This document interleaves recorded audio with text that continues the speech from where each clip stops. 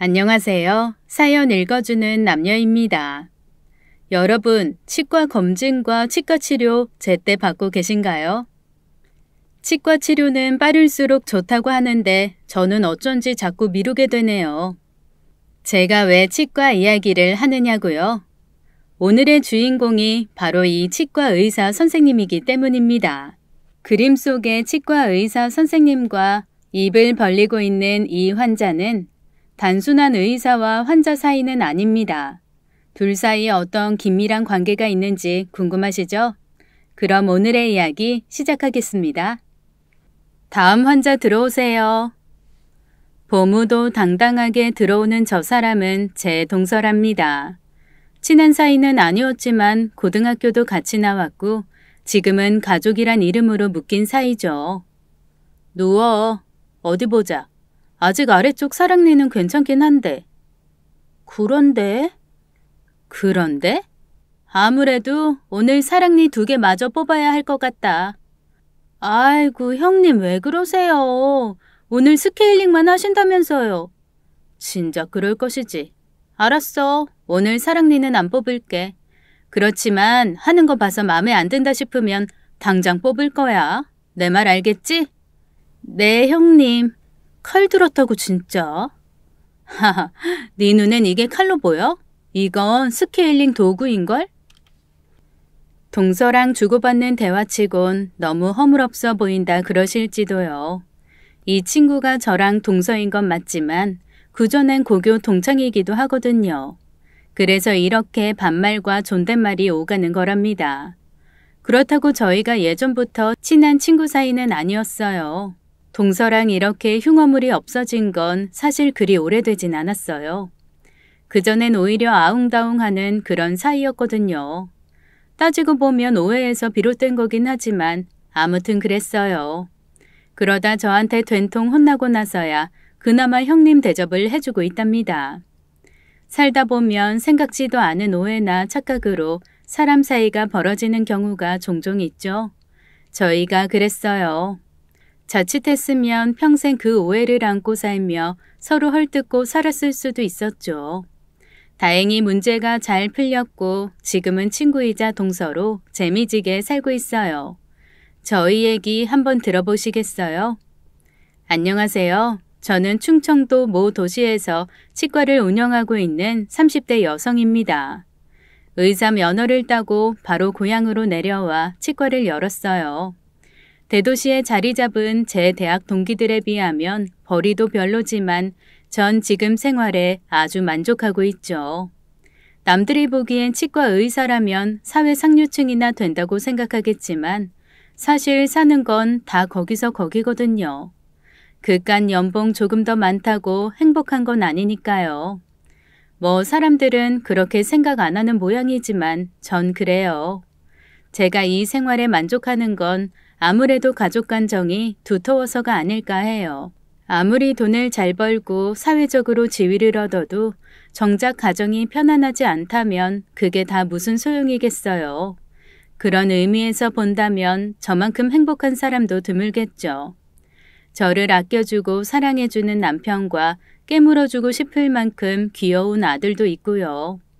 며느리 말이라면 오냐오냐 해주시는 시부모님, 그리고 말 잘 듣는 서방님과 동서도 있거든요. 그러니 하루하루 사는 게 완전 만족스럽답니다. 처음부터 그런 건 아니었어요. 믿기 힘드시겠지만 한때는 제가 꽤나 미움받는 며느리였거든요. 그렇다고 제가 치과 의사랍시고 유세를 부리거나 한 것도 아니고 며느리 노릇을 제대로 못한 것도 아니었어요. 단지 오해가 쌓이고 거기서 비롯된 갈등 때문에 그랬던 거죠. 그걸 다 설명하자면 먼저 저희 집안 이야기부터 해야겠네요. 지금은 제 시어머니가 되신 김옥희 여사는 제 이모랑 친구 되세요. 뭐 친구라고 해도 그렇게 죽고 못 사는 그런 사이는 아니었지만 말입니다. 그래도 같은 고장에서 함께 컸고 때때로 얼굴 보고 사는 그런 사이긴 했습니다.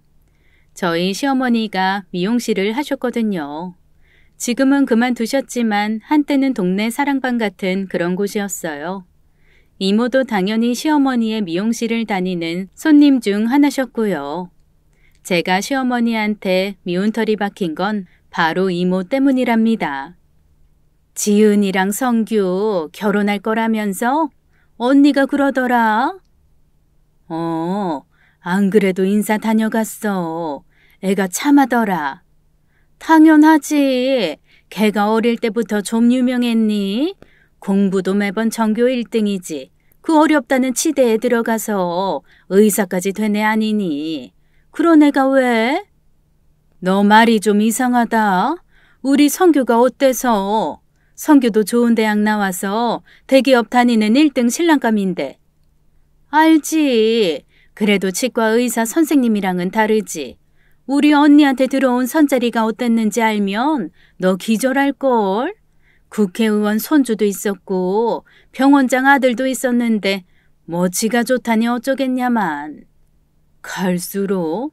그럼 그런 곳에 보내지 그랬니? 왜 열을 내? 그냥 그렇다고. 넌 네 딸 일도 아닌데 굳이 그런 이야기 하는 이유가 뭐니? 성규 장가 잘 가서 부럽나 보지. 근데 머리 풀 때 안 됐니? 이런 식으로 이모가 시어머니를 긁었나 보더라고요. 나중에 시어머니가 말씀해 주시지 않았다면 전 새카맣게 몰랐을 거예요. 이모도 참 주책이죠. 이모가 좀 그렇긴 해요. 쓸데없이 오지랖이 넓어서 안 해도 될 이야기를 종종 하시거든요. 그나마 한 번에 그쳤으면 될 텐데 그 이후로도 종종 이런 이야기를 하신 거죠. 심지어는 의사 며느리 맡으려면 열쇠 3개가 기본이니 하는 말까지 하셨대요. 그러니 시어머니가 처음부터 저를 곱게 안 봐주신 거죠. 사실 억울해요. 전 그럴 생각도 없었고 저희 엄마가 그런 말을 하신 적도 없거든요. 모두가 이모 생각이었는데 시어머니는 안 그렇게 생각하셨나 봐요. 난 솔직히 그게 안 사돈 생각인 줄 알았어. 당신이 직접 말하기는 모양이 안 나니 승옥이 통해서 그렇게 이야기하는 줄 알았지.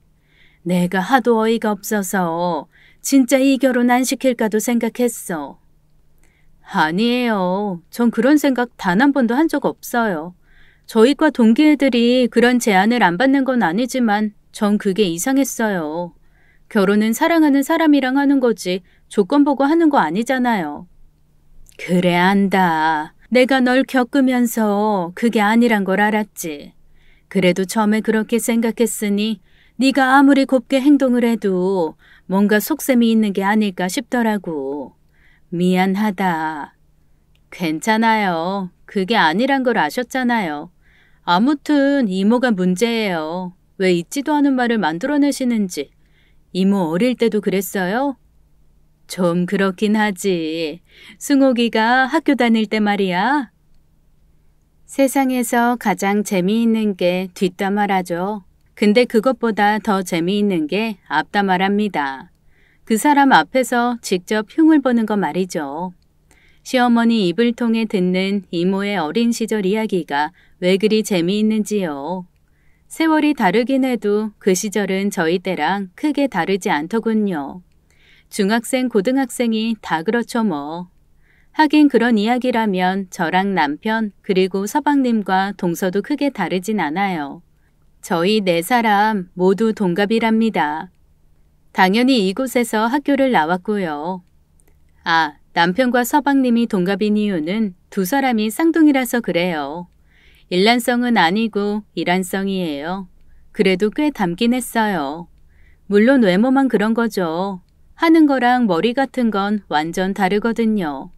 저만큼은 아니지만 신랑도 공부를 꽤 잘했답니다. 보통 쌍둥이들은 이란성이라 해도 비슷비슷할 거라고 생각하겠지만 신랑이랑 서방님은 진짜 딴판이에요. 공부 잘하고 책 읽기 좋아하는 신랑과 달리 서방님은 공부랑은 담을 쌓고 운동만 좋아하던 사람이었거든요. 그래서 어릴 때는 시부모님들한테 꽤 잔소리를 들었다더라고요. 당연하죠. 똑같은 옷에 똑같은 밥 먹이고 키웠는데 하나는 공부를 잘하고 나머지 하나는 공부랑은 거리가 머니 안 그럴 수가 없죠. 덕분에 집에서는 물론이고 학교에서도 꽤 시달렸나 봐요. 시부모님들은 그게 많이 후회가 되신다더라고요. 크고 나니 그럴 일이 아니었다는 걸 알게 되신 거죠. 우리도 부모가 처음이니 뭘 알았겠니. 성규는 매번 1, 2등을 도맡아 하는데 민규는 반에서 중간도 못하니 당연히 속이 상했지. 딴애는 잘 되라고 잔소리한 건데 민규 놈은 그게 정말 서러웠던가 봐. 민규가 군대 갔다 와서 어느 날 술이 진탕 취해서 들어와서 그 이야기를 하는데 얼마나 미안했든지. 넌 그러지 마라. 키워보면 알겠지만 공부 잘한다는 게 다는 아니더라. 저야 애가 하나니 제대로 이해는 못하지만 무슨 말인지는 대충은 알겠더라고요. 형제, 그것도 쌍둥이로 태어났는데 매번 형이랑 비교당하며 사는 게 괜찮을 리는 없겠죠. 형이라고 해봐야 겨우 30분, 정확히는 28분 먼저 나온 거에 불과한데 말이죠. 그래서 서방님이 꽤 서운한 게 많았던 거죠. 그래도 그렇게까지 서운할 것은 아니거든요.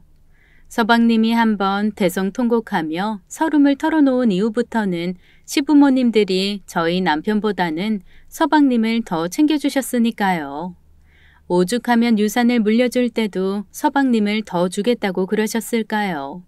그거랑 상관없이 서방님은 남편에 대한 자격지심 같은 게 있긴 했어요. 남편이 그러더라고요.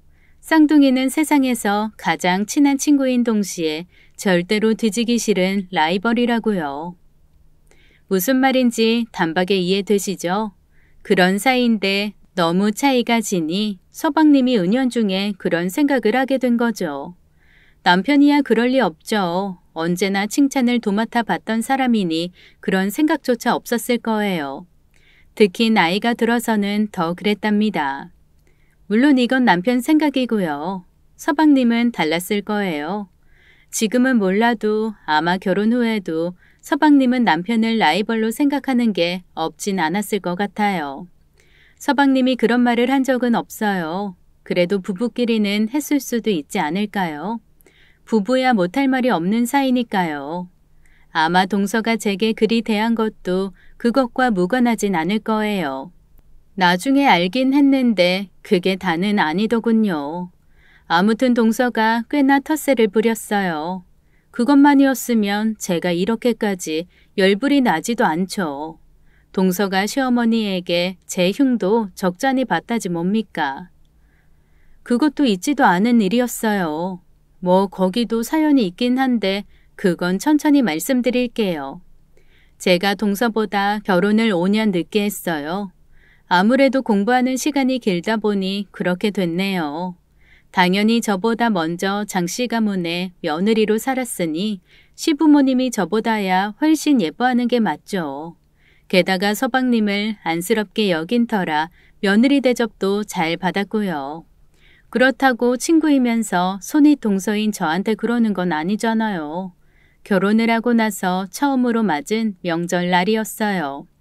저거 좀 가져다 줘. 그거 말고 저거. 아우 답답해라. 공부만 잘하면 뭐래. 이 간단한 거 하나 못하는데. 동서 말이 틀린 건 아닙니다. 제가 살림을 한 번이라도 해본 적이 있나요? 그때까지 한 거라곤 오직 공부가 다였으니 살림이 서툰 건 당연하죠. 네, 잘했다는 건 아닙니다. 그래도 결혼을 했으면 학교 공부하듯 살림 공부를 해야 하는 것도 맞아요. 그렇지만 그땐 아무것도 모를 때잖아요. 근데도 동서는 저를 바보처럼 취급하더라고요. 게다가 말도 은근히 놓을 때가 많았어요. 시부모님 앞에서야 형님이라면서 존댓말을 썼지만 저희 둘만 있을 때는 존대도 하대도 아닌 그런 말이었거든요. 요새 말로 제가 꼰대도 아닌데 그런 걸로 따질 생각은 없어요. 그리 친한 사이는 아니었지만 그래도 같은 학교를 나온 동창이니까요. 시간이 지나면 달라질 거라고도 생각했고 살림만큼은 동서가 저보다 고수라고 생각했으니 속은 좀 쓰려도 넘어가곤 했어요. 근데 정작 속이 상한 건 시어머니의 태도셨어요. 왜인지는 모르지만 시어머니는 제가 못마땅한 게 역력하셨거든요. 처음부터 그랬어요. 앞서 말씀드린 이유랍니다. 저희 이모가 시어머니 심사를 긁기도 했고 동서도 제 험담을 보탰거든요. 저야 당연히 모르고 있었죠. 생각해보니 저 따돌림 당한 거였어요. 방금 전까지 동서랑 웃으며 일하시다가도 저만 오면 웃음기 싹 걷어내고 냉랭한 목소리로 일을 시키곤 하셨거든요. 그렇게 하면 다 타잖니. 넌 그냥 설거지나 해라. 대놓고 혀를 차시는 시어머니를 보는 일은 정말 힘든 거였습니다. 이런 말은 그렇지만 제가 살아오면서 누군가에게 미움을 사본 적이 없어서 더 그랬어요. 그럴 때마다 저를 구원해준 남편이 아니었으면 아마 꽤나 울었을지도 모릅니다.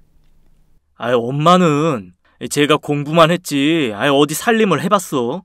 너무 그러지 마. 안 그래도 쟤 요새 책 사다 놓고 요리도 연습하고 그래. 원체 똑똑한 애잖아. 잘 가르치면 금세 잘할 텐데. 이런 날 설거지는 남자들이 하는 거지. 야, 장민규, 너 당장 나와. 남자라고 TV만 보고 있지 말고 방도 좀 치우고 설거지도 좀 하고 그래. 그런 시기였어요. 근데 그게 더 시어머니 화를 부추긴다는 건 미처 몰랐네요. 말씀드렸다시피 남편은 이 집의 자랑이었고 말 잘 듣는 장남이었으니까요. 그런 아들이 자기 편을 안 들고 와이프 편을 드는 모습을 보이니 더 약이 올랐나 봐요. 신혼이라서 그러기도 했겠지만 남편이 저를 많이 사랑해서 더 그랬어요. 사실 남편이랑 결혼하게 될 줄은 몰랐는데 말이죠. 남편이랑은 중학교 동창이랍니다. 고등학교는 달랐고요.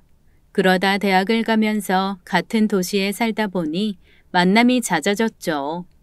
뭐 그 시절 이야기를 다 하면 한도 없을 테니 그건 넘어갈게요. 아무튼 전 장씨 집안에 굴러온 돌 같은 신세였어요. 참 받아들이기 힘들더군요. 제 딴에는 진짜 열심히 한다고 하는데 좀처럼 잘 융화가 되질 못했거든요. 그래서 동서와 시어머니가 살갑게 이야기를 하는 모습들이 너무 부러웠어요. 냉정하게 생각해보면 그게 더 맞는 거긴 해요. 5년이란 시간을 며느리와 시어머니로 살아왔으니 공감대도 많을 거고요. 또 동서가 시댁에 잘하기도 했어요. 때론 너무 아부처럼 여겨질 정도로요. 저 같으면 오글거려서 못하겠다 싶은 일도 동서는 아무렇지 않게 잘했거든요. 그래서일 거예요. 다음에 우리 죽으면 이 집은 민규한테 줄 거다. 왜요? 그래도 성규 씨가 장남인데. 제가 유산 욕심이 나서 그런 건 아닙니다. 딴에는 웃자고 한 얘기였어요. 소도시 치과 원장이 벌이가 적다고는 해도 일반적인 회사원들보다는 훨씬 낫거든요. 게다가 저희 친정도 그리 나쁜 형편도 아니고요. 거기에 비하면 시댁 유산이란 게 큰 의미를 가질 수준도 아니었으니까요. 얘가 벌써부터 이러네? 이러다 우리 죽으면 진짜 형제끼리 머리 잡고 싸우겠다. 이래서 사람 잘 들여야 하는 건데. 진짜 정색을 하고 말씀하시더라고요. 도대체 어떻게 해야 할지를 모르겠지 뭐예요. 제가 평생 머리 나쁘단 소리를 들어본 적이 없는데 그때만큼은 머릿속이 텅 비는 느낌이었어요. 어머니, 그런 뜻이 아니라. 됐다. 아무튼 난 말했다. 이 집은 작은 놈 거라고. 웃자고 한 소리가 이렇게까지 타박을 받을 일이 될 줄 누가 알았겠습니까? 그날 집에 와서 남편 붙잡고 얼마나 신세한탄을 한지 모릅니다. 나 진짜 재밌으라고 한 소린데 어머니 집 서방님 주면 좋지. 우리야 그거 아니어도 사는데 지장은 없으니까. 근데 어머니가 너무 화를 내면서 말씀하시는 거야. 내가 당황해서 말을 못했어. 어머니 진짜 나 미워하시는 거 맞지? 그럴 리가. 네가 미움 받을 짓을 한 게 있기나 해. 엄마는 민규가 딱해서 그럴 거야. 생각해봐. 나도 대기업 다니고 큰 며느리는 치과 의사잖아. 근데 민규는 공장 다니고 재수 씨도 작은 회사 경리니 벌이가 좋지 않을 거고. 게다가 민규는 윤영이도 있잖아. 그 벌이로 애까지 키우는 거 보니 마음이 안 좋아서 그런 소리 하신 거겠지. 너무 마음에 담아두지 마. 남편의 말이 일리가 있다고는 생각하지만 그게 위로가 되지 못했답니다. 시어머니가 단지 그걸로 화를 내신 게 아니란 걸 알거든요. 정확한 이유는 모르지만 시어머니는 제가 많이 마음에 안 드시는 게 분명했으니까요. 그러니 제가 무슨 짓을 해도 밉게만 보이는 거죠. 그나마 제가 며느리 대접을 받을 때가 있다면 그건 바로 치과를 찾으실 때였어요. 시어머니가 미용실을 하셨거든요. 지방 소도시 미용실이란 데가 머리를 하는 곳이기도 하지만 그 못지않게 일종의 지역 커뮤니티 노릇을 하는 곳이기도 해요. 동네 사랑방이라고 생각하시면 될 거예요. 시어머니 핸드폰에 저장된 전화번호가 저보다 서너 배 더 많은 이유랍니다. 제가 그렇게 못마땅하신 분이 그래도 손님들한테는 며느리 자랑을 하셨나 보더라고요. 그래서일 거예요. 저희 병원을 찾으신 손님 중 몇몇이 시어머니 이름을 대신 거요. 그럼 간호사 선생님이 저한테 그 사실을 미리 귀띔해 주시거든요. 그럼 더 꼼꼼히 봐드리게 돼요. 안 그럴 수가 없잖아요. 시어머니 소개로 왔다는데 한 번이라도 더 들여다볼 수밖에요. 그런 날이면 전화를 하세요. 조 여사가 고맙다고 전해달라더구나. 젊은 처자가 실력도 좋고 상냥하다면서 나보고 며느리 잘 들였다고 얼마나 부러워하는지. 딱 거기까지였어요. 그게 아니라면 제가 며느리가 맞나 싶게 홀대하셨거든요. 근데 나중에는 그것조차도 성에 못 차하시지 뭡니까? 너 시어미를 무시하는 거냐? 네? 무슨 말씀이세요? 제가 어머니를 무시하다뇨. 그게 아니면 아예 대놓고 나 엿먹으라는 거냐? 내가 미리 말까지 했잖니. 내일 가시는 분 잘 봐달라고. 그분이 내 먼 고모뻘 되시는 분이라 특별히 신경 써달라고 그랬는데 그런 분한테 덤태기를 씌우는 게 말이 돼? 그거였군요. 덤태기라뇨. 전 진짜 엄청 신경 썼거든요. 시어머니가 말씀하신 그분이 어금니가 많이 안 좋으셨어요. 의사 따라 다를 순 있겠지만 발치를 고려해야 할 정도였어요. 치과를 찾으시는 분 중 상당수가 참다 오시는 분이 많으세요. 두어 달만 빨리 왔어도 쉽게 치료할 수 있는 질환들을 키우시는 사례랍니다. 아마 이 사연 들으시는 분들 중에서도 이런 경험 가지신 분들이 많을 거예요. 그분도 그랬어요. 이미 신경 깊숙한 곳까지 균들이 침범을 해서 치료하기가 엄청 힘들었거든요. 그래도 이를 빼는 건 싫으시대요. 아마 돈 때문일 거예요. 이를 뽑으면 임플란트 시술을 해야 하는데 요즘 많이 싸졌다고는 해도 개당 100만 원은 생각하셔야 하거든요. 시간도 많이 걸리고요. 그래서 발치 대신 신경치료를 하고 일을 쉬우는 쪽으로 권해드렸어요. 치아 크라운이라고 하는 거 말입니다. 저희 간호사가 들어와서 본을 뜰 거예요. 금으로 하게 되면 비용이 이만큼이고요. 원하시는 대로 자연 치아색으로 하시려면 도자기가 있는데요. 그건 자연스럽긴 한데 오래 유지하시기가 힘들어요. 딱딱한 거 씹다 깨지기도 하거든요. 그래서 금으로 하시길 권해요. 제가 설마 시어머니가 소개해준 분에게 돈을 뜯어내려고 그랬겠어요? 흔히 도자기라고 부르는 세라믹이 가격이 더 싸긴 해요. 재질에 따라 금리보다 비싼 경우도 있긴 하지만 일반적으로는 그렇거든요. 환자분이 그걸 원하셨어요. 당연히 그냥 해드릴 수 있죠. 근데 길게 생각하면 그게 비효율적이거든요. 우리나라 사람들이 딱딱한 음식도 자주 먹어서 자칫하다간 깨질 우려도 높거든요. 그럼 다시 시술을 받아야 하는데 그때 또 비용이 청구되니까요. 그래서 가장 안정적이고 유지도 쉬운 금리를 추천해드린 거였어요. 제 딴에는 더 신경 쓴 거였는데 그분이 뭐라고 하신 건가 봐요. 어머니, 금리가 따지면 더 싼 거예요. 오래 쓸 수도 있어서 더 좋기도 하고요. 됐다. 내가 얼마나 창피를 당했는데. 나 믿고 갔다가 바가지 썼다고 얼마나 화를 내시든지. 네가 그러면 내가 뭐가 되니? 아무리 설명을 해드려도 듣질 않으시더라고요. 그때 분명히 알았어요. 시어머니가 저를 미워하신다는 걸요. 그러니 더 답답하죠. 이유라도 알면 대처라도 할 텐데 그걸 알 수가 없잖아요. 남편은 아니라고 하지만 전 당하는 입장이니 확실히 느끼거든요. 집안의 가장 큰 어르신이라 할 시어머니가 대놓고 저를 홀대하니 동서까지도 그러더라고요. 그래도 처음에는 제가 윗동서라는 이유로 은근히 싫은 티를 내더니 시간이 갈수록 대놓고 행동하지 뭡니까? 지금 잘난 체 하는 거 맞지? 오늘 분명히 아버님 생신이라고 일찍 오라고 그랬잖아. 근데 음식 준비 다 하고 나니 오는 건 무슨 심보야? 왜? 자기는 귀한 몸이라서 이런 건 못하겠어? 이런 건 나 같은 하녀들이 하는 짓이라서 그래? 그게 무슨 말이야. 일찍 오려고 그랬는데 마지막 환자분이 일이 있어서 늦게 오셨어. 그리고 치료도 생각보다 까다로워서 시간이 더 걸렸고. 나 진짜 이런 말은 안 하려고 했는데 아무리 우리가 친구라지만 내가 윗사람이잖아. 지금 동서하는 걸 보면 내가 한참 아랫사람인 것처럼 하고 있는 거 알아? 우리 선은 지키자. 선? 윗사람? 아이고, 내가 깜빡했네. 죄송해요. 제가 배운 게 없어서 이러네요. 점점? 왜 그렇게 비아냥대? 내가 뭘 그렇게 잘못했다고. 내가 없는 말을 한 것도 아니잖아. 그렇죠. 형님이 없는 말 한 것도 아니죠. 그렇지만 제가 틀린 말 한 것도 아니잖아요.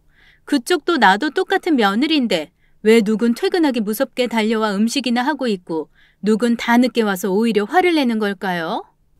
진짜 대놓고 저를 야리지 뭡니까? 더 참을 수가 없더라고요. 내가 늦은 건 미안해. 그렇지만 이건 짚고 가야겠어. 지금까진 동서가 그러는 거 친구니 그럴 수 있다 쳤는데 이젠 안 되겠어. 분명히 말하는데 내가 형님이니까 앞으로 반말하는 건 자제해줘. 서로 지킬 건 확실히 지키자고. 전 분명히 동서가 또 비아냥 될 거라고 생각했습니다. 네네 하면서 말만 올리고 그 속에 담긴 말로는 저를 비웃을 거라고요. 근데 안 그러대요. 오히려 울듯한 표정을 지으며 저를 대하지 뭡니까? 왜 그런지 생각해 볼 필요도 없었습니다. 바로 정답이 공개됐거든요. 너 지금 네 동서 혼내는 거냐? 기가 막혀서. 걔가 회사에 이야기하고 일찍 와서 뭘 했는 줄이나 알아? 네가 안 와서 네 목까지 다 하느라 땀을 뻘뻘 흘린 애한테 야단을 쳐? 야단 맞을 건 윤영애미가 아니라 너란 것도 모르고. 이러니 내가 널 혼내지 않을 도리가 없잖니. 왜 날 나쁜 시어미로 만드냐고. 시어머니가 나오는 걸 본 거죠. 진짜 기가 막히대요. 이럴 거면 차라리 배우를 하는 게 낫다 싶더라고요. 전 진짜 이런 건 드라마에서나 나오는 거라고 생각했어요. 사람 앞에선 온갖 나쁜 짓 다 하고 정작 다른 사람들 앞에서는 자기가 약자인 양 행동하는 거 말이에요. 근데 이게 진짜 현실에서도 일어나더군요. 동서가 그랬으니까요. 저 진짜 그날 엄청나게 혼났어요. 아니라고 말할까 싶었지만 그러지 않았어요. 제가 머리가 그리 나쁜 축은 아니라서요. 괜히 변명이랍시고 늘어났다간 더 시어머니 화를 부추길 게 뻔했거든요. 그게 동서가 원하는 그림이기도 했고요. 그래서 쏟아지는 시어머니의 화살을 고스란히 받아낸 거랍니다. 뒤에서 웃고 있는 동서를 보면서요. 그 일 이후 더 이상 이런 식으로 살면 안 되겠다는 생각을 했어요. 분명히 뭔가가 있다고 생각할 수밖에 없었거든요. 그걸 알아야 했어요.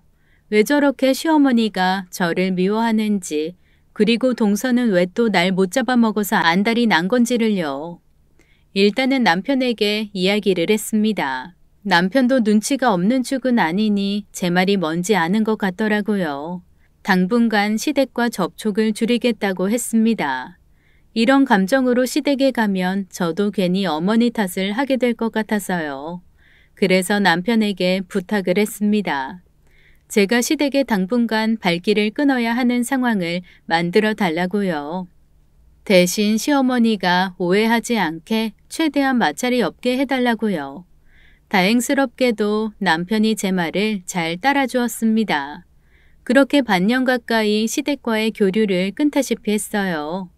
그렇다고 아예 안 간 건 아니지만 이전처럼 자주 찾지는 않았습니다. 그러면서 시어머니도 절 좀 조심스럽게 대한다는 느낌을 받았어요. 남편이 뭘 어떻게 했는지는 모릅니다. 물어보지 않았거든요. 시간을 버는 게 중요했어요. 이 문제를 해결할 시간 말입니다. 예전에 고등학생 때 안 풀리는 수학 문제를 몇 날 며칠 붙잡고 푼 적이 있어요. 아무리 풀어도 안 되더라고요. 그래도 답지는 안 봤어요. 수학 선생님이 그러셨거든요. 한번 답지를 보기 시작하면 수학풀이는 물 건너가는 거라고요. 그래서 미련하게 잡고만 있었던 거죠. 근데 그 문제만큼은 진짜 안 되더라고요. 결국 답지를 봤어요. 그리고 깨달았죠. 제 접근 방법이 완전히 틀렸다는 걸요. 그때 이후로 뭔가 풀리지 않는 문제에 부딪히면 전 항상 답지를 찾았답니다. 근데 아시겠지만 수학 문제면 정해진 답지가 있지만 산다는 건 그게 아니잖아요. 제대로 된 인생 답지를 찾기 위해선 온갖 수단을 다 뒤져볼 수밖에 없다는 거죠. 그렇게 해서 찾아낸 답지가 바로 이모였답니다. 이모, 나 너무 힘들어. 왜? 병원이 잘 안 돼? 병원은 괜찮아. 어차피 돈 벌 욕심이었으면 여기 내려오지도 않았을 거고. 병원이 아니면 왜 장서방이 못 해줘? 설마 장서방 바람 피워? 이모, 장서방이 무슨 바람을 피워. 이모는 꼭 그러더라. 하지도 않은 말 살붙이고 괜히 사람들을 오해하게 만들잖아. 이게 왜 또 나한테 화풀이야? 도대체 무슨 일인데? 뭔지 알아야 말을 하든 말든 하지. 네, 이모가 오지랖 넓은 것도 사실이고 이야기에 살붙이는 것도 좋아하는 분인 건 맞습니다. 그래서 때론 분란을 일으키는 씨앗이 되기도 하죠. 그래도 그보단 훨씬 장점이 많은 분이세요. 아무리 힘든 이야기도 이모랑은 할 수 있거든요. 그만큼 편한 분이라는 거죠. 그래서 이런저런 사람들이 이모에게 비밀 이야기도 털어놓는 거고요. 단 그 비밀이 다른 사람들에게 전해질 수 있단 정도는 각오해야 하지만요. 이모, 우리 시어머니랑 친구지? 친구긴 하지. 왜? 그년이 널 괴롭혀? 이모! 알았어. 그래도 네 시어머니라 그거지? 아무튼 김옥희가 너 괴롭히냐고. 괴롭힌다기보다는 어머니가 내가 좀 못마땅하신가 봐. 근데 아무리 생각해봐도 그럴 이유가 안 떠올라. 내가 살림을 못해서 그런 걸까? 딱히 무슨 해답을 기대한 건 아니었어요. 그냥 속에 담은 이야기를 털어놓으면 조금이라도 개운해질 것 같아서 그런 거였어요. 이모는 그럴 만한 상대론 최고거든요. 어릴 때도 엄마한테 야단 맞으면 이모한테 하소연하고 그랬답니다. 그럴 때마다 이모는 자기 언니인 엄마를 실컷 씹어주며 저를 달래주곤 했거든요. 그년이, 아니, 오키가 그런다고? 안 그래도 내가 그럴까봐 못을 쳐놨는데 그런데도 그런다고? 못이라니? 이모 또 이상한 소리 했구나. 뭔데? 이상한 소리는 무슨. 누가 봐도 1등 신부감 데려가니 황송해하라 그런 거지. 결국 이모의 입에서 그간의 전말을 전해 들었네요. 이모, 그런 말을 왜 해? 내가 언제 그런 거 바란 적 있어? 아니면 엄마나 아빠가 그런 비슷한 말이라도 한 거야? 네 부모가 그럴 사람이게? 그랬으면 애저녁에 선자리 들어온 데다 너 보냈겠지. 못 살아. 설마 그래서 어머니가 저러시는 걸까? 그게 말이 돼? 너 같은 며느리 봤다고 동네에 플래카드 걸었겠다. 안 되겠다. 내 이걸 당장. 이모 제발. 안 그래도 미운 털 박혔는데 이모가 그러면 나 그냥 쫓겨날지도 몰라. 솔직한 심정이었답니다. 우리 이모 저라면 죽는 사람이거든요. 제가 엄마한테 야단 맞을 때마다 그럴 거면 자기한테 날 달라던 사람인데요. 그런 사람이 이야기를 들었으니 흥분하는 것도 당연하죠. 근데 그게 현명한 방법은 아니라고 생각했어요. 이모가 시어머니랑 치고받고 싸운다고 제 상황이 달라질 리는 없으니까요. 근데 그건 제가 이모를 너무 몰랐던 거였어요. 이모가 수다스럽기는 해도 멍청한 분은 아니셨거든요. 자기 조카한테 해둘 일을 할 뿐이 아니란 뜻이었죠. 간신히 이모를 말렸습니다. 이모도 제 말을 들어주는 것 같았고요. 근데 그건 그냥 저를 속이기 위해 하는 말이더라고요. 그 다음 날이었어요. 막 일을 끝내고 퇴근을 하려던 때였습니다. 너 일 끝났지? 장서방한테 일 있다 그러고 이모한테 좀 와라. 여기가 병원 근처에 있는 술집이었어요. 이모가 저를 달래기 위해 위로주라도 사나 했죠. 생각 없이 그곳으로 갔습니다. 지은아, 여기! 이모가 부르는 곳으로 고개를 돌렸던 저는 깜짝 놀라고 말았습니다. 그 자리에 시어머니가 계셨거든요. 순간 아찔했어요. 그렇게 말렸는데 기필코 사고를 치신 거란 뜻이니까요. 이미 얼굴이 붉게 물든 채 계시는 시어머니를 보자 눈앞이 캄캄했습니다. 당장 뛰쳐나가고 싶었어요. 그게 아니라면 이모 말을 귀담아 듣지 말라고 하소연이라도 해야겠죠. 앉아. 오늘도 일하느라 고생했다. 한 잔 받아. 이모가 건네는 술잔을 받을 엄두가 안 났습니다. 어머니, 죄송해요. 이모한테 한 말은 얘가 왜 이래? 이상한 소리 한 거 아니야. 그랬으면 이 인간이 이리 얌전할까? 이모 말대로였습니다. 시어머니는 화가 난 게 아니었거든요. 술을 드셔서 그런 거였어요. 그래, 일단 잔부터 받고. 결국 잔을 받았습니다. 이모의 이어진 건배 요청에 잔을 부딪히고 술을 넘겼는데 이게 술인지 뭔지 모르겠더군요. 캬, 역시 막걸리는 낮에 먹어야 제맛이지. 뭐해, 잔 비었으면 따라야지. 오랜만에 조카가 따라주는 술 한 잔 받자. 나 주고 네 시어머니도 따라줘. 도대체 무슨 상황인 걸까요? 물어보고 싶은 것들이 많았는데 이 상황에서 입을 열 수가 없더라고요. 역시 해결사는 이모였습니다. 뭐해? 내가 잘못했다고 싹싹 빌었잖아. 우리가 안 지 40년이다. 아직도 내 말을 고지고대로 믿는 놈이 바보지. 그 나이 되도록 그리 순진해서. 그럼 그 말을 안 믿어? 나는 귀가 없어? 의사 사위 본다고 열쇠 3개 준 사람들이 없는 것도 아니고 내가 얼마나 조마조마했는데 다 너 때문이잖아.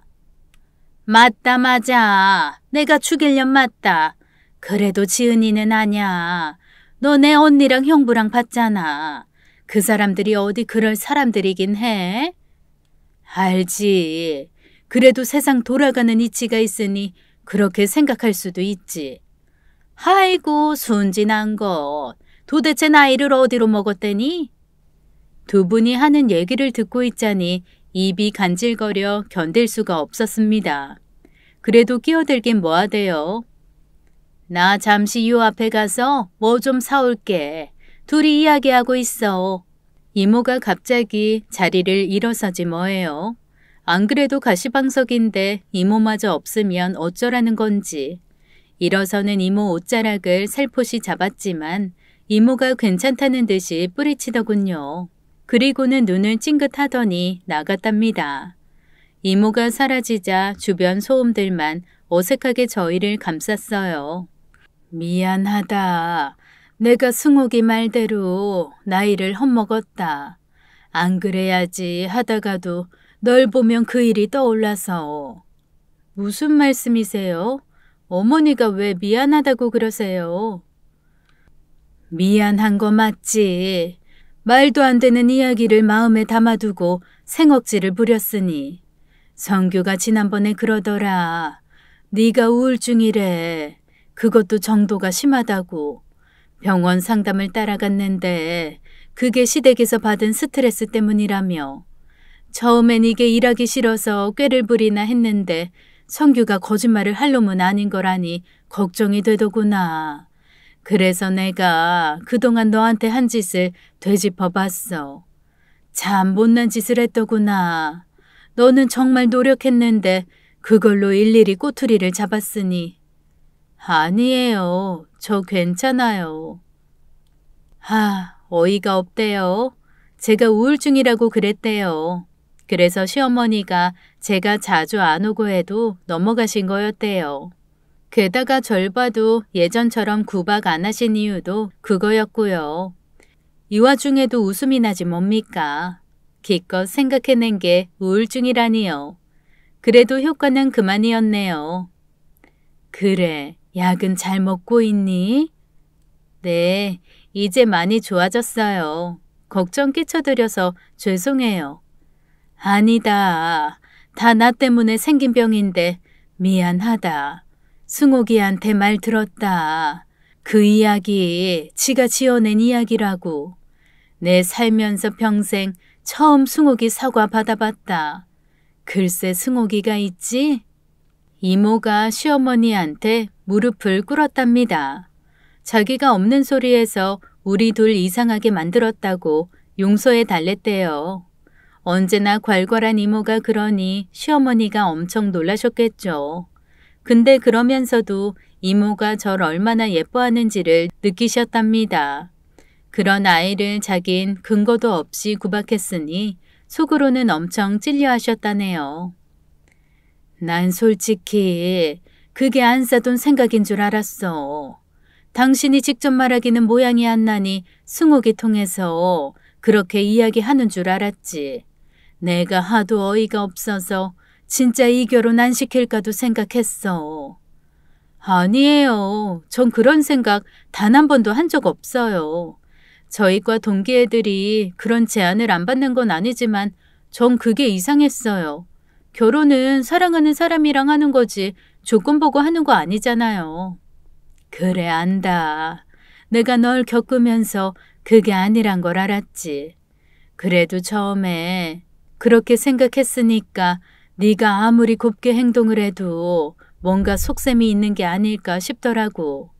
미안하다. 괜찮아요. 그게 아니란 걸 아셨잖아요. 아무튼 이모가 문제예요. 왜 있지도 않은 말을 만들어내시는지. 이모 어릴 때도 그랬어요? 좀 그렇긴 하지. 승옥이가 학교 다닐 때 말이야. 시어머니가 미안하다는 마음을 표현하시는 게 고맙기도 하고 한편으로는 불편하기도 했어요. 그래서 얼른 주제를 바꿔버렸죠. 이모 이야기로요. 그때부터 어색함이 확 가시대요. 한참 이야기를 하는데 이모가 들어오지 뭐예요. 우리 두 사람 표정을 보고는 저희가 화해했다는 걸 눈치채시곤 자리에 앉으셨어요. 그러더니 저희 이야기를 듣곤 기겁을 하시지 뭡니까. 넌 그 이야기를 얘한테 하면 어떡해? 내가 언제 교생 선생님 집 앞에 가서 밤을 샜다고 그래? 밤은 안 샜어. 당연히 통금 전에 집에 갔어. 뭐 그것 때문에 엄마한테 오지게 맞았지만 허허. 그날 정말 재미있는 이야기를 많이 들었어요. 이모랑 시어머니 학창시절 이야기들이요. 그렇게 웃다 마시다 하니 어느새 시어머니에 대한 서운함이 쓸려 내려가더군요. 이런 저를 속도 없다고 그러실지도 모르겠습니다. 2년 가까이 구박당한 게 얼만데 그걸 고작 몇 시간 만에 풀어내느냐고 그러실 수도 있어요. 맞습니다. 근데 저한테는 그게 중요한 게 아니었거든요. 전 시어머니가 더 이상 저에 대해 오해를 하지 않고 있는 그대로의 저를 받아주실 수 있게 된 것만으로도 충분했으니까요. 결국 우리 세 사람은 만취하고 말았어요. 나중에 저희를 데리러 온 남편이 이 모습을 보고 되게 놀라더라고요. 그래도 분위기가 좋으니 안심은 했을 겁니다. 그날 이후 시어머니는 그간 저에 대해 못해주신 걸 만회하기라도 하듯 잘해주셨어요. 당연히 저도 신나서 그에 화답했고요. 이런 게 제가 그리던 결혼 생활이었거든요. 그래도 문제가 아주 없어진 건 아니죠. 동서는 여전히 저라면 치를 떨었으니까요. 사실 무시해도 될 일이긴 합니다. 자주 보는 것도 아니고 동서가 그런다고 제가 힘들 것도 아니니까요. 근데 제 성격이 그렇지 못한 게 문제죠. 전 누군가와 불편하게 지내는 걸 못 참거든요. 시어머니 일을 겪으며 느낀 것도 있고요. 어쩌면 동서에게도 시어머니 같은 일이 있을 수도 있다고 생각했어요. 또다시 정답 찾기에 나섰답니다. 근데 이번엔 정답 찾기가 쉽지 않더군요. 아무리 생각해봐도 동서가 저를 미워할 만한 이유를 모르겠더라고요. 일단 제가 동서랑 부딪힐 만한 일도 없었고 그럴 시간도 없었으니까요. 학창시절에 저는 공부만 하던 아이였습니다. 누구랑 시비 붙고 그럴 시간도 아까웠던 사람이 저예요. 그러니 동서랑 크게 친할 시간도 없었고 따로 만나 뭘 해본 적도 없어요. 그냥 불편하게 지낼 수밖에 없나 생각할 그때였습니다. 병원에 미정이가 찾아왔어요. 충치 때문에 온 거였죠. 저희 병원에 동창들이 심심찮게 오거든요. 이래서 학연이 중요한 거죠. 제 고객이 되어주니까요. 아무튼 그렇게 치료를 마치고 미정이랑 저녁을 먹기로 했어요. 학교 다닐 때는 그렇게 친하지 않은 애였지만 막상 나이 들어서 보니 또 다른 우정이 싹 트지 뭡니까? 너 진짜 학교 다닐 때 밥맛이었던 거 알지? 매일 공부만 한답시고 쉬는 시간에도 책만 보고 있었으니까. 내가 그랬니? 하긴 그땐 1분이 아까웠지. 의대 가려면 그럴 수밖에 없었어. 그래서 치과 의사 됐으니 장하긴 하다. 뭐 사실 우리랑 너랑은 다른 세상 사람이긴 했으니 잘 신경도 안 쓴 게 맞는 말이지. 그래도 오지은이랑은 잘 놀았지. 오지은? 아, 나랑 이름 같은 걔 말이지? 걔는 잘 사나? 잘 살지 않을까? 학교 때 말썽 부리던 애들이 사회 나가면 잘 산다잖아. 그런 거 보면 신기해. 한 오지은은 공부만 하던 샌님이고 또 다른 오지은은 쌩날라리 양아치고. 우리가 그랬어. 오지은을 한데 뭉쳐서 둘로 나눠야 한다고. 그럼 우리 같은 정상적인 학생이 될 거라고. 그럴 수도 있겠다. 근데 걔가 그렇게 날라리였어? 난 잘 모르니까. 날라리기만 하게? 애들도 많이 괴롭혔지. 뭐 때리고 그런 건 아니지만 은근히 호박씨 가서 이간질도 많이 시키고 그랬지. 아 맞다. 유리도 당했을걸? 네 동서 말이야. 이것도 신기해. 어떻게 유리가 네 동서가 되니? 사람 일 참 신기해. 무슨 소리야? 유리가 당하다니? 넌 모르겠다. 지은이가, 너 말고 큰 오지은. 암튼 지은이가 이상한 소문내서 한동안 유리가 꽤 힘들어했어. 뭐였더라? 아마 근처 남고 애들이랑 양다리 걸친다 뭐 그런 얘기였는데 유리가 누가 그런 헛소문 퍼뜨렸냐면서 난리였는데 애들은 그게 진짜인 줄 알고 유리 욕 엄청 했거든. 그런 일이 있었어? 너야 공부 말고는 아무 관심이 없었으니 알 리가 없지. 아무튼 그것 때문에 유리가 왕따 비슷한 걸 당하기도 했어. 유리가 그 소문낸 애 잡으면 가만 안 둔다 그랬는데 그걸 누가 알아. 소문의 근원지를 무슨 수로 찾아? 너도 지금 알잖아. 그럼 유리도 알지 않았을까? 그럴래나? 나도 안지 얼마 안 됐어. 몇 년 전에 동문회 갔다가 누가 그런 말 했던 것 같은데 그 소문낸 게 지은이라고. 누가 그랬지? 암튼 그래서 알아. 혹시 너 유리랑 사이 괜찮아? 그럼 괜찮지. 안 괜찮을 이유가 어딨어. 그럼 다행이고. 혹시 유리가 그 소문 듣고 오지은 미워할 수도 있잖아. 그렇게 그날 대화는 끝났습니다. 미정의 말대로 전 참 재미없는 학창시절을 보냈었네요. 그럴 수밖에 없었어요. 그때의 전 모든 길은 다 의대로 통한다고 믿고 살던 시절이었으니까요. 그러니 주변 일 따위야 아무래도 좋았던 거죠. 무엇보다 그 일들 모두가 저와는 아무 상관없는 일이니 더 그랬을 테고요. 근데 유리, 아니 제 동서는 그게 아니었나 봅니다. 동서가 저를 미워한 이유가 그거였거든요. 제가 한 일도 아닌데 왜 그랬을까요? 그런 게 오해란 거겠죠. 시어머니가 그랬던 것처럼요. 시어머니와 화해 후 시댁 가는 발걸음이 한층 가벼워졌답니다. 이젠 저라면 죽는 신용을 하시는 분을 뵙는 일이니 왜 안 그럴까요? 그날도 그랬습니다. 한참 시어머니랑 수다를 떨고 있는데 방에 있는 윤영이가 조용하대요. 아, 윤영이는 서방님 아이랍니다. 두 사람 다 직장을 다니니 시어머니가 낮엔 봐주셨거든요. 얼마 전까지 어린이집에 보냈는데 거기가 문을 닫는 통에 당분간 봐주시기로 했대요. 살그머니 문을 열었답니다. 윤영이가 인형놀이를 하는 모양이대요. 원래 저 나이 또래 여자아이들이라면 누구나 하는 놀이죠. 혼자서 1인 사역은 너끈히들 하죠. 제가 몰래 보고 있으니 시어머니도 따라오시더군요. 동서가 아무리 얄미워도 조카인 윤영이는 귀엽기만 했어요. 그런데 윤영이가 하는 놀이를 귀 기울여 듣다 깜짝 놀랐습니다. 저도 시어머니도 동시에 그랬을 정도였죠. 선생님, 저 배가 아파요. 좀 봐주세요. 그래요, 어디 봅시다. 여기 맞아요? 배가 아픈데 왜 입을 벌려요? 선생님 의사 맞아요?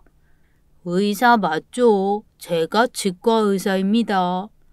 네? 치과 의사요? 치과 의사는 다 돌팔이라던데. 우리 엄마가 그랬어요. 치과 의사랍시고 깝치는 돌팔이년이 있다고. 선생님도 그런 거 아니죠? 하하하. 내용이야 아이들이면 누구나 다 아는 병원놀이였지만 중간에 윤영이가 내뱉은 말이 너무 놀라웠어요. 이제 5살밖에 안 된 애가 돌팔이년이라니요. 게다가 그 상대는 누가 봐도 저인 걸 알겠더라고요. 아마 동서가 집에서 그런 식으로 얘기를 했나 보더라고요. 원래 애들은 부모가 한 말을 따라하며 어휘력을 늘리는 법이잖아요. 제가 놀라 주춤하자 시어머니 표정이 안 좋아지시더군요. 지금 윤영이가 한 말이 너 보고 하는 말이지? 아니에요. 아닐 거예요. 그냥 TV 같은 데서 들은 말 따라하는 거겠죠. 그럴 필요 없다. 윤영애미가 한 말이 맞을 게다. 아무래도 내 단단히 혼 좀 내야겠다. 미안하다. 내가 그런 걸 보고도 몰라라 한 탓이야. 그래도 할 말은 해야지. 시어머니가 나서면 동서 행동도 달라지겠죠. 그러나 그게 제대로 된 방법일까요? 앞에선 그러고 뒤에선 오히려 저에 대한 불만을 더 쌓을게 뻔한데요. 그건 아니라고 생각했습니다. 그냥 넘어가려 했던 제 생각이 짧았다 싶어졌어요. 좋은 쪽이든 나쁜 쪽이든 일단 결론을 지어야 한다고 생각했습니다. 그리고 그건 제가 할 일이고요. 어머니, 부탁이 있어요. 동서는 제가 만나볼게요. 어머니는 그냥 모른 채 해주세요. 어머니가 나서시면 동서도 불편할 거고요. 이건 며느리들끼리 해결해야 할 문제인 것 같아요. 결국 그러시겠다는 약속을 받았습니다. 더 이상 회피할 수 없었어요. 동서, 우리 이야기 좀 해. 무슨 이야기? 우리가 할 이야기가 뭐 있어? 그럼 계속 이대로 지낼까? 서로 볼 때마다 불편하게? 넌 불편했어? 난 아닌데. 아, 그렇구나. 이상하네. 원래 때린 놈은 발 뻗고 자도 맞은 놈은 못 자야 하는 거 아닌가? 그럼 넌 안 불편해야 하는 거 아닌가? 무슨 말이야? 내가 널 때리기라도 했어? 그럴 리가 없지. 온 학교가 다 아는 모범생 오지은이 나 같은 걸 때릴 시간이 어딨어? 아니, 그 전에 네가 날 알기라도 했어? 아니구나. 알긴 했구나. 그러니 이상한 소문을 낸 걸 테니. 무슨 말이야? 소문은 뭐고 이상한 건 뭐야? 나 지금 네가 무슨 말 하는지 모르겠어. 당연하지. 넌 장난으로 한 거니 까맣게 잊었겠지. 바보같이 나만 그걸 20년 가까이 가지고 사는 거고. 김유리, 돌려 말하지 말고 알아듣게 말해. 내가 뭘 어쨌다고. 진짜 기억 안 나나 보네? 그럼 기억나게 해줄게. 너 내가 땡땡 남고 애들이랑 양다리 걸친다고 그랬다며? 내가 그것 때문에 얼마나 힘들게 살았는지 알아? 모르겠지. 알면 이 집안에 시집 오지 않았겠지. 네가 조금이라도 염치가 있다면. 동서의 말을 듣자 얼마 전 미정이가 해준 말이 생각이 나더군요. 나랑 아무 관계없는 일이라 흘려들었던 그 이야기 말입니다. 네, 분명히 오지은이 소문을 낸 일이었죠. 문제는 그 오지은이 제가 아니란 거고요. 도대체 동서는 왜 그 일이 제가 벌인 일이라고 생각하는 걸까요? 설마 그것 때문이었어? 이제 기억나나 보네? 왜? 그냥 재미로 한 거라고 말하려고? 당연히 그랬겠지. 근데 그거 알아? 넌 재미로 한 거지만 난 그것 때문에 졸업할 때까지 왕따처럼 지냈어. 혼자서 밥 먹고 혼자 집에 가고. 내가 진짜 몇 번을 죽으려고 했는지 알아? 모르겠지. 너야 재미로 한 거니까. 진짜 말도 안 되는 오해를 하고 있었네요. 바로 잡아줘야 했습니다. 당장 동서 눈에 맺힌 눈물을 봐서라도 그래야 했어요. 김유리, 내 말 잘 들어. 그 소문 오지은이 낸 거야. 그래, 오지은. 바로 너. 야, 이 바보야. 우리 학교에 오지은이 나뿐이었니? 그게 무슨 말이야? 아, 맞다. 그 날라리 오지은? 설마. 그래, 그 설마야. 그 소문 큰 오지은이 낸 거야. 거짓말 하지 마. 내가 분명히. 왜? 분명히 나래? 범생이 오지은이 소문냈다고 그러디? 아니, 그런 건 아니고 그냥 오지은이 그랬다고. 그래, 오지은이 그랬어.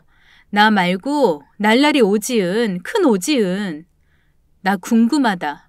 왜 그 소문을 내가 냈다고 생각했는지. 너도 알겠지만 나 학교 다닐 때 하루 종일 책상에 머리 박고 있었어. 너랑은 다르지만 나도 혼자서 밥 먹었고 혼자서 집에 갔어. 친구도 없었지. 이야기할 상대도 없었고. 그럴 시간에 공부를 해야 했으니까. 근데 그런 내가 누구한테 이야기를 해. 네가 생각해도 그럴 것 같지 않아? 동서가 쉽게 입을 못 열대요. 제 말이 훨씬 설득력이 있었으니 당연히 그렇겠죠. 너도 건너 이야기를 들은 것 같다는 생각이 들어. 그래도 오지은이라면 나 아닌 큰 오지은을 떠올릴 수도 있지 않아? 왜 지금까지 그게 나라고 생각한 거야? 한참 후 동서가 입을 열더군요. 오지은이라고 하면 누구나 널 생각하는 게 당연한 거 아니야? 넌 우리 학교의 자랑이었고 모두가 인정하는 수재였으니까. 동네 아줌마들이 다 지은이만큼만 해라 그러는 소위 엄친아, 아니 엄친 딸이잖아. 그러니 오지은이라고 하면 당연히 널 생각하는 게 맞지. 기분 나쁜 말은 아니네. 내가 그랬구나. 그렇다면 더 큰 오지은을 떠올렸어야 하는 거 아닌가? 네 말대로 엄친딸 오지은이 왜 그런 소문을 내겠냐고. 원래 똑똑한 것들은 그러잖아. 뒤로 호박씨 까고 앞에선 얌전한 척하고.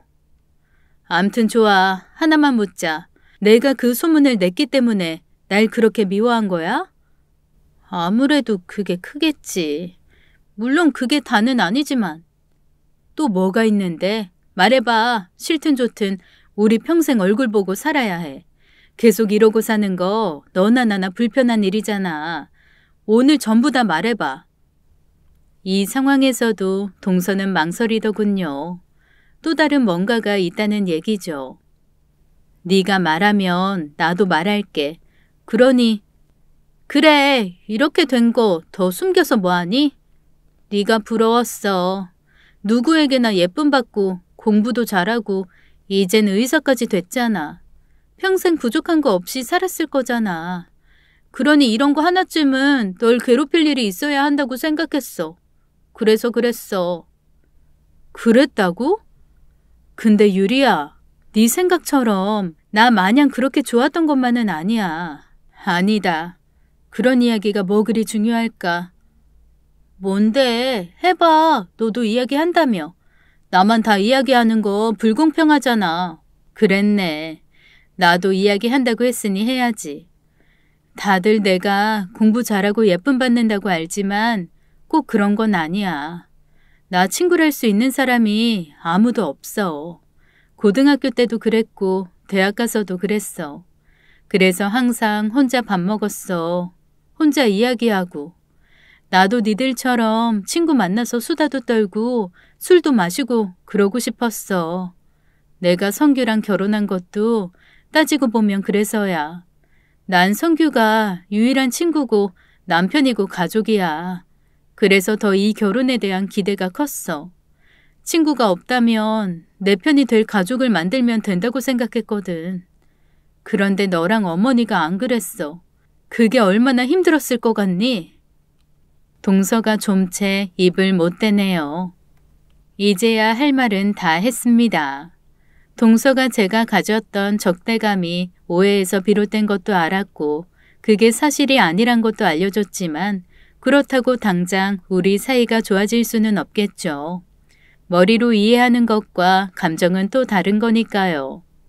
그날 이후 동서가 제게 이유 없는 트집을 잡는 일은 사라졌지만 오히려 더 어색한 관계가 되어버렸답니다. 서로 필요한 말만 하는 그런 사이 말이죠. 이유 없이 홀대받던 시절에 비하면 장족의 발전이긴 했지만 그래도 못내 아쉬운 건 어쩔 수 없었답니다. 동서에게 말했듯 저 기대가 있었거든요. 가족처럼 친구처럼 허물없이 지낼 수 있는 그런 관계에 대한 기대요. 그러기 위해선 누군가가 확실하게 손을 내밀어야 했어요. 우리 두 사람 중에 하나를 꼽으라면 역시 그건 저겠죠. 어쨌든 제가 윗사람이고 용서를 할 입장이었으니까요. 그런 기회가 주어졌습니다. 미련하게 그걸 왜 참아? 병원 가라고. 시댁에 모여 밥을 먹는데 동서가 밥을 먹다 말고 얼굴을 찡그리대요. 어디가 안 좋은 걸까요? 왜요? 동서가 어디 안 좋아요? 요새 계속 잇몸이 붓고 아프대요. 병원 가라고 해도 말을 안 들어요. 잇몸이요? 나 잠시만 봐. 내가 다가가자 동서가 손을 졌네요. 괜찮다는 신호겠죠. 안 괜찮다는 게 뻔히 보이는데 뭔 놈의 고집인지. 그냥 봐. 밖으로 봐도 부은 게 티나는데. 한사코 마다하는 동서를 결국 보고야 말았습니다. 이렇게 될 때까지 뭐 했어. 단단히 탈이 났구만. 내일 병원으로 와. 퇴근하고 와. 내가 있을 테니까 들어오면 돼. 안 온다 그러지 말고 꼭 와. 말은 그랬지만 동서가 올까 싶었습니다. 요즘 들어선 가급적 저와 마주치는 것을 피하는 기색이 역력했거든요. 그래서 더 신신당부를 했습니다. 동서는 물론이고 서방님한테까지 말했거든요. 결국 다음 날 동서가 왔습니다. 저희 병원 문 닫는 시간이 7시거든요. 동서가 퇴근하고 오면 다른 직원들도 다 퇴근할 시간이죠. 저랑 단 둘만 있다는 뜻입니다. 안 아팠니? 안 아플 리가 없지. 이렇게 잇몸이 부었는데. 혹시 아프면 왼손 들어. 아무 말 없이 치료를 이어갔습니다. 사랑니가 문제네요. 아래쪽은 괜찮은데 우측 상악 사랑니가 단단히 썩었더라고요. 빼는 것만이 답이었습니다. 일단 그 전에 염증 치료부터 해야 뺄 수 있고요. 한 이틀 정도 더 치료하고 그리고 뽑아야겠다. 이대로 놔두면 어금니까지 다 망가뜨릴 거야. 동서는 대답 대신 고개만 끄덕이더군요. 내일도 와. 그렇게 이틀을 더 사람 없는 병원에서 동서와 함께 했습니다. 오늘 뽑을 거야. 문제가 되는 건 우측 상악, 오른쪽 위에 있는 사랑니. 역시 고개만 끄덕이네요. 아프면 참지 마. 그게 몸이든 마음이든 주변 사람들한테 이야기하고 치료하면 낫는 거니까. 내 말 알겠니? 여전히 고개만 끄덕이는 동서가 좀 치근하대요. 아이고 답답아. 너 대답 제대로 안 하지? 확 아프게 뽑아버릴까 보다. 너 지금 내 손에 들린 거 보여? 벤치 같은 이거. 너 제대로 대답 안 하면 진짜 아프게 뽑을 거다. 알겠어? 응, 미안해. 미안? 뭐가? 그간 너한테 못나게 군 거. 지난번에 이야기 듣고 사과해야 한다고 생각했는데 입이 잘 안 떨어졌어. 하자 했는데 잘 안 되더라. 미안. 빨리도 말한다. 아무래도 괘씸해서 안 되겠다. 너 각오 단단히 해. 그간 미웠던 마음 다 담아서 생리까지 다 뽑을 테니까. 생리를 뽑는다고? 아무래도 안 되겠어. 너 그간 잘못한 거 반성하라는 의미니까 억울해도 참아. 지은아, 생리를 뽑으면 어떡해? 농담이지? 농담? 내가 농담을 왜 해? 그리고 뭐 지은아? 네가 아직 상황 파악이 안 되지? 동서가 무슨 말인지 의아해 하더니 곧 이해를 하대요. 형님, 진짜 생리 뽑을 건 아니죠? 잘못했어요. 그러니까 제발. 비로소 웃음이 나대요. 결국 그날 사랑니 하나와 또 다른 생리 하나를 뽑았답니다. 아시겠지만 매복 정도가 심한 사랑니 뽑는 건 거의 전쟁이거든요. 일반 치아처럼 쏙 하고 뽑는 게 아니라 진짜 뺀지로 몇 조각으로 박살을 내 뽑기 때문입니다. 마취를 했어도 눈물꿰나 뽑아야 하는 일이에요. 한 보름 동안 동서가 고생을 했습니다. 진짜 얼마나 무서웠는지 몰라요. 형님이 진짜 생리를 뽑더라고요. 야, 말은 똑바로 해라. 그게 무슨 생리야, 사랑니지. 왼쪽 것도 어차피 탈이 날 모양이었다고. 놔둬봐야 문제만 생길 거라 미리 뽑아줬더니 말도 안 되는 유언비어를 퍼뜨리기나 하고. 그러다 손님들 안 오면 네가 책임질래? 잘했어. 다음에 또 말 안 들으면 진짜로 생리를 뽑아버리려무나. 안 그래도 그러려고요. 이번에야 처음이니 봐준 거예요. 앞으로 말 안 들으면 진짜 생리 확 다 뽑아버리려고요. 그러니까 말 잘 들어. 거짓말 아니니까. 네, 형님. 제가 형님 말에 절대 충성할게요. 그렇게 저희 두 사람은 그간의 앙금을 풀어낼 수 있었습니다. 그 이후 누구보다 친한 동서이자 친구가 되었어요. 물론 아직도 가끔 다툴 때면 형님이란 호칭 대신 제 이름을 부르며 투닥대기도 하지만요. 이런 게 사람 사는 거 아닐까요? 오늘의 이야기 참 훈훈하네요. 오해에서 비롯되어 어긋난 인간관계를 지혜롭고 현명하게 바로잡은 사연자분 정말 잘하셨네요. 여러분도 혹시 누군가와 사이가 멀어졌다면 그 사람과의 사이에서 오해는 없었는지 다시 한번 생각해 보세요. 저도 그렇게 해보려고요. 오늘도 사연자분 덕에 제 삶을 되돌아보게 되네요. 감사합니다. 그럼 저희는 다음 사연으로 돌아올게요. 안녕.